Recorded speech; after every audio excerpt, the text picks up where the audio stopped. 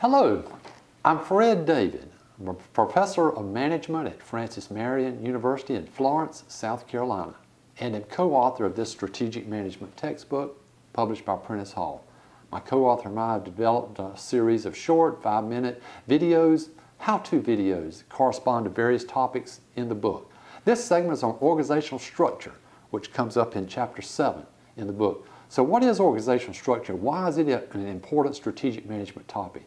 Organizational structure, as illustrated normally in an organizational chart, reveals how businesses or organizations have arranged their people, jobs, and resources to achieve their objectives. Normally in a strategic management class, students would want to take a look at the existing organizational structure and develop a new and improved chart. That's why, and for businesses, organizational structure can mean the difference between survival and failure. You know, Sun Tzu is quoted in Chapter 7 as saying, organization is a matter of vital importance to the state, a matter of life or death, the road either to survival or ruin. Hence, it's imperative that it be studied thoroughly. So in a business, the structure dictates how resources will be allocated, how goals and objectives will be established, and the communication flow, the chain of command, and even career development opportunities are all revealed in that organizational structure.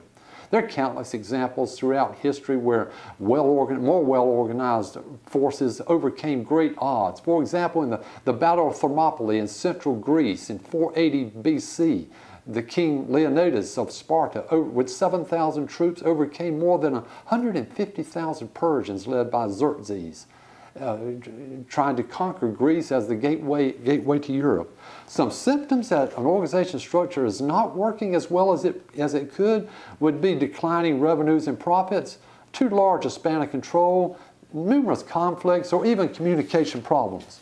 So as described in Chapter 7, there are 4 types of structure: functional, divisional, strategic business unit, and matrix, and sometimes even a hybrid. And within the divisional, there are 4 types of decentralized divisional. Could be by product, by process, by customer, or by region. So Chapter 7 talks about when those various types of structure have historically worked best and gives guidelines on when and how to improve a firm's existing organizational structure.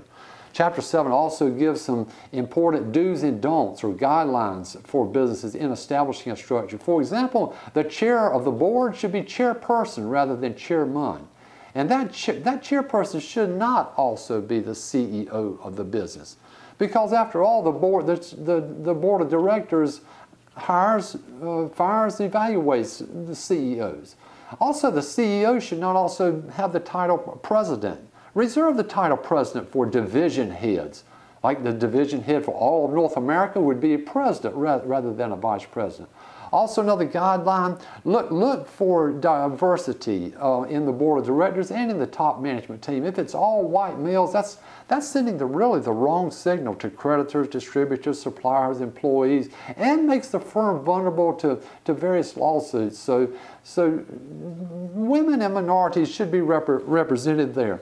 Also, the functional executives like Chief Information, Chief Technology Officer, R&D, Chief Finance Officer, Chief Strategy Officer should report to the CEO, not the COO. COO should have reporting to he or she, the division presidents. So Chapter 7 goes through a broad range of guidelines of when various types of structure should be used effectively. And in conclusion, students need to develop an improved organizational structure based on the titles of the executives.